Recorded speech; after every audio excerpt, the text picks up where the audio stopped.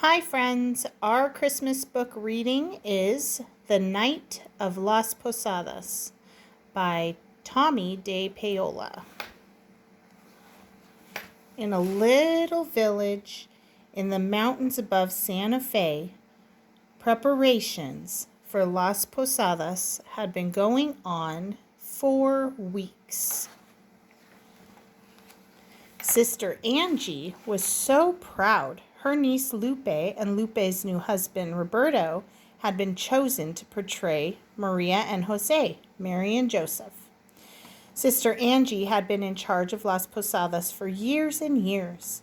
It was she who trained the singers who followed Maria and Jose as they made their way around the plaza in Old Santa Fe and finally into the courtyard of the Palace of Governors, where an empty manger waited for the birth of the Holy Child.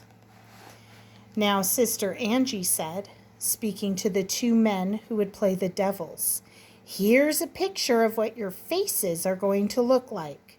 She wanted to make sure that they knew how to paint their faces with black eyebrows and beards, and that their red satin costumes were just right, especially the red capes and red caps with pointy red horns.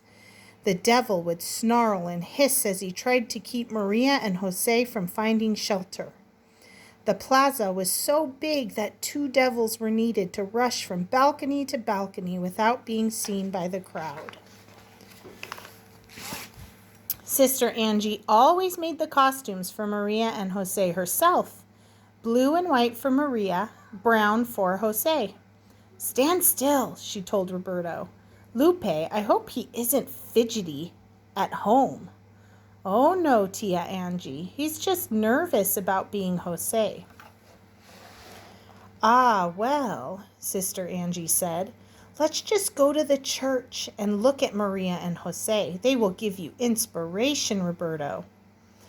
Miguel Ovidio, the centero maker, had made a beautiful carving of Maria and Jose for the Golden Jubilee of Sister Angie the year before. 50 years as a sister. Father Vasquez had put the carving in a place of honor in the church. As Christmas drew near, it was moved near the altar rail. They stood looking up at Maria and Jose on their way to Bethlehem. "Just think of the carving and try to look like them," Sister Angie told them. "I will," promised Roberto. "At least I don't have to worry about a burro." Las Posadas didn't have a burro in the procession. Maria and Jose walked. The burro had only made problems, so they had stopped using one years ago. Finally, it was the night of Las Posadas, and Sister Angie came down with the flu. "There's no way you can go tonight," the doctor told her. "Walking in that cold weather, and they say that the snow is coming. They will just have to get along without you this year." For the first time, Sister Angie would not be at Las Posadas. "Don't worry, Tia," Lupe told her. "We will make you proud this evening." In the streets leading to the plaza, men were busy putting the farolitos in place. They would be lit as soon as it got dark. Wood for the bonfire was stacked in the courtyard just off the plaza, ready to be set ablaze when Maria and Jose entered. "Well," one of the men said, "it looks as if it will be a white Christmas. Snow is on the way." Even as he spoke, flakes drifted down. But a little snow never stops Las Posadas. Up in the village, the singers, the candle bearers, and the devils piled into their cars. They wanted to get down the mountain before the snow, which was beginning to fall heavily. "Do you have the music?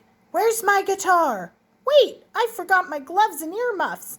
I'm so nervous. It's a good thing you're not Maria. You'd faint. Me. I hope my voice is loud enough. I've never sung the devil before." It was the same every year. Sister Angie looked out of her window. Yes, she wiped away a tear as she saw Roberto's old pickup truck outside, Lupe and Roberto got out and rang the doorbell. They wanted Sister Angie to see them in their costumes. "Ah, Maria and Jose, you look wonderful. If I had had my way, I'd offer you shelter right here. Now give me a kiss and be off." Roberto and Lupe were the last to leave the village. Roberto's pickup truck had been acting up lately, and the deep snow didn't help. A sudden skid and the motor died. What to do? "I'll walk ahead and see if I can get some help," Roberto told Lupe. "Wrap up and I'll be back before you know it." Down in the town, everyone had gathered. The snow had tapered off and was falling gently. The farolitos were lit. The plaza looked magical. "Where are Lupe and Roberto?" Father Vasquez asked. "It's almost time to start." The guitars were tuned. The horn player had warmed up. The singers were ready. Even the devils were ready. But no Roberto and Lupe. And everyone knows that you can't have Las Posadas without Maria and Jose. Suddenly, down on the street came a young couple. The man was leading a burro, carrying a young woman. "We are friends of Sister Angie," the man said. "Roberto and Lupe are stuck in the snow on the mountain road, so we have to come to take their place. We know what to do, and we thought our burro could be in the procession too. My wife is going to have a baby, and it would be better for her to ride." "Let's go then," Father Vasquez said gratefully. The candle bearers led the way, followed by Maria and Jose. The musicians followed, and then came the singers. Out into the plaza they went. Everyone knew their part, even the burro. They stopped at the door. "Oh, let the holy couple in. Give them shelter. Let Maria rest so that the holy child can be born," they sang. Jose knocked with his staff. Maria looked down from the burro and smiled sweetly. But the devil appeared. "No, no, don't let them in," he sang out. "Look at them, how poor, how wretched. They have no money."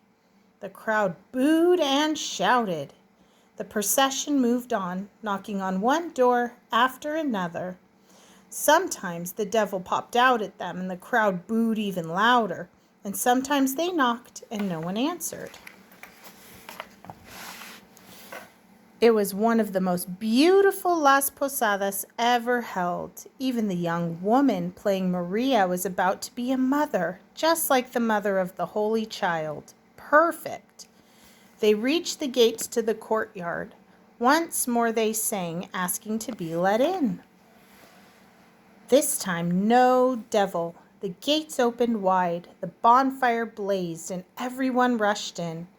A little pushing and shoving, but that was all right. Everyone wanted to be near the manger. "Well, you certainly saved Las Posadas," Father Vasquez said, turning to thank the young couple who had taken Lupe and Roberto's place. But they were nowhere to be seen. Maybe they didn't know that they were to sit in the special place near the empty manger. "Father Vasquez, we are so sorry to be late." It was Lupe and Roberto calling out as they rushed into the courtyard. "Did we ruin everything?" "No, no," Father Vasquez said. "Sister Angie's friends were here. They led the procession, but now I can't find them. Go quickly and sit by the manger." "What friends?" Lupe whispered to Roberto. Sister Angie woke with a start. Las Posadas would be over. Everyone would be having their hot chocolate and cookies. The villagers would be back in an hour or two. I hope Lupe and Roberto did well, she thought. Sister Angie was feeling much better. She looked out of the window. The snow had almost stopped. Drifts covered the rooftops and the street below. I'll just go over to the church and light a candle, she said to herself. She bundled up and put the key to the church in her pocket. Sister Angie crossed the street and stood in front of the church. Footprints in the snow on the steps led up to the door. She didn't think too much of it. Maybe some touristas. They came at all hours expecting the church to be open. Inside, the church was dark, except for the candle burning in front of the Blessed Sacrament. I'll light a candle in front of the carving, she said. She took an unlit candle and struck a match. The candle flared up and settled into a steady glow. Sister Angie knelt down and placed her candle in front of the carving. Oh, Maria, oh, Jose, she prayed, eyes closed. My heart will always be open to you so that the Holy Child will have a place to be born. Sister Angie opened her eyes. There, in front of her, she saw wet footprints leading to the carving. She looked up. The cloaks of Maria and Jose were covered in fresh snow.